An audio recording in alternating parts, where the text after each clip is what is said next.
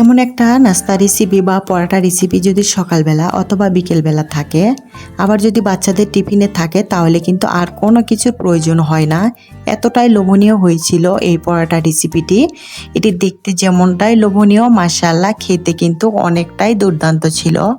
Hi guys, আসসালামু আলাইকুম ওয়া রাহমাতুল্লাহি ওয়া বারাকাতুহু। Welcome back to my channel Mariam's blog. আপনারা সবাই কেমন আছেন? আশা করছি যাই যেখানেই আছেন অনেক ভালো আছেন। নিয়ে নিলাম একটা মিক্সিং বল, দিয়ে দিলাম হচ্ছে 1 কাপ পরিমাণ আটা, দিয়ে দিব স্বাদ মতো একটু লবণ। আর এই পরাটাটি বা নাস্তাটি সুন্দর একটা কালারফুল করার জন্য একটু দিয়ে দিলাম হলুদ। এই হলুদ দেওয়ার কারণ এই পরাটাটি দেখতে কিন্তু অনেকটাই সুন্দর হবে, অনেকটাই কালারফুল হবে। এখন দিয়ে দিব একটা ডিম। সবগুলি উপকরণ ভালো করে আমি ময়াম দিয়ে নিচ্ছি। এটি যত ভালোভাবে ময়াম দিয়ে নেবেন, তত কিন্তু নাস্তাটি বা হচ্ছে এই পরাটাটি খেতে কিন্তু অনেকটাই মজা লাগবে, অনেকটাই খাস্তা হবে। দেখেন আমি কিন্তু হাত দিয়ে চেপে চেপে ভালো করে এটি হচ্ছে ভালো একটা সুন্দর একটা ব্যাটার তৈরি করে নিব। এখন দিয়ে দিলাম হচ্ছে 1 টেবিল চামচ হচ্ছে ঘি। তোমরা চাইলে কিন্তু এখানে রেগুলার সয়াবিনের তেলও দিতে পারো। ঘি দেওয়ার পরে আমি ভালো করে সবগুলি উপকরণ সুন্দর করে আবার আরেকটু ভালো করে মেখে নিচ্ছি। সবগুলি মিশানো হয়ে গেছে। এখন আমি 1 কাপ পরিমাণ হচ্ছে হালকা কুসুম পানি নিলাম। আমার যে পরিমাণ পানি লাগবে আমি সেই পরিমাণই দিয়ে দিব। অল্প অল্প পানি দিয়ে সুন্দর একটা সফট একটা ডো তৈরি করে নিব। ভালোভাবে এটি আমি ডোটি তৈরি করে নিয়ে আসছি। দেখেন ডোটা কিন্তু তৈরি হয়ে গেছে, অনেকটাই সফট হয়েছে। কীরকম হয়েছে দেখলে কিন্তু বুঝতে পারবেন। এখন আমি 10 মিনিটের জন্য রেস্টে রেখে দেব। আসলাম আমি 10 মিনিট পর। ডোটা কিন্তু সেট হয়ে গেছে। এখন আমি 3 পিস লিচি কেটে নিব। আমি কিন্তু 3 পিসই তৈরি করব। তোমরা উপকরণ বেশি দিয়ে এটি বেশি তৈরি করে নিতে পারে। আমি সমান করে 3টা লিচি কেটে নিলাম। এখন এক একটা করে রুটি বেলে নিব।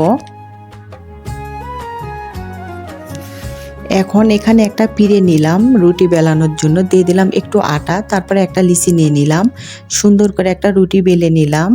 তারপরে উপর দিয়ে রুটির উপর দিয়ে একটু ঘি আমি একটা ব্রাশের মাধ্যমে চারদিকে সুন্দর করে ছড়িয়ে দিচ্ছি। এক্ষেত্রে কিন্তু এই পরাটা নাস্তাটি খেতে কিন্তু অনেকটাই মজা লাগবে। উপর দিয়ে আমি এখন দিয়ে দিব অল্প করে আটা।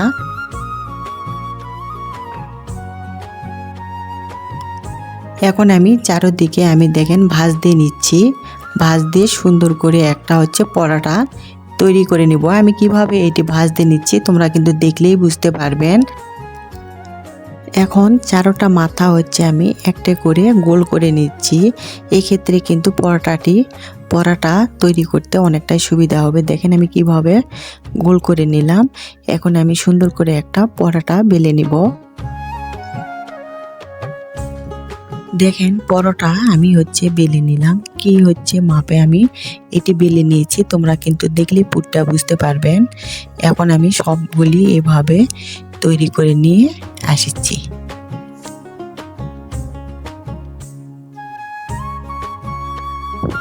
3 পিস পরোটা আমার হচ্ছে বানানো হয়ে গেছে। দেখেন এখন আমি সবগুলি ভেজে নিব। একটা ফ্রাই প্যান বসিয়ে দিলাম। আগের থেকে ফ্রাই প্যানের মধ্যে একটু বাটার ছিল, দিয়ে দিলাম একটু অলিভ অয়েল।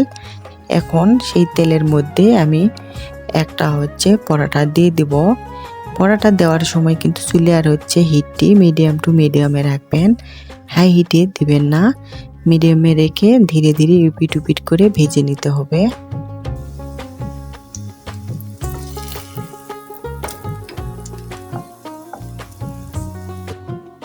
এত দূর এসেও যারা আমার ভিডিওটিতে একটা লাইক দিতে ভুলে গেছেন বা এখনও লাইক দেন নাই, প্লিজ প্রিয় ভাইয়া আপুরা একটা লাইক দিয়ে দিবেন।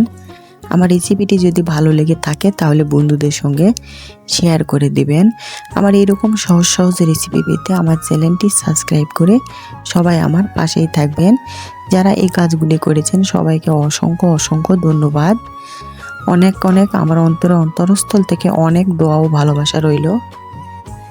দেখেন পরোটাটি অনেক সুন্দর একটা কালার আসছে।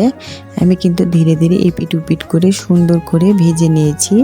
তাড়াহুড়ো করবেন না, এটি কিন্তু ধীরে সুস্থে ভেজে নিতে হবে, তাহলে ভিতরটাও কিন্তু অনেকটাই খাস্তা হবে, মুচমুচে হবে, খেতে কিন্তু অনেকটাই মজা লাগবে। দেখেন এটি কিন্তু হয়ে গেছে। এখন আমি এটি উঠিয়ে নিব। এটি আমি উঠিয়ে নিলাম। দেখেন কত সুন্দর হয়েছে, পুরটা ফুলে কিন্তু অনেক সুন্দর হয়েছে।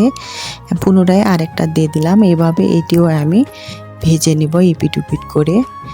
দেখেন এটিও কিন্তু ভাজানো আমার হয়ে গেছে। এখন এটিও আমি উঠিয়ে নিব।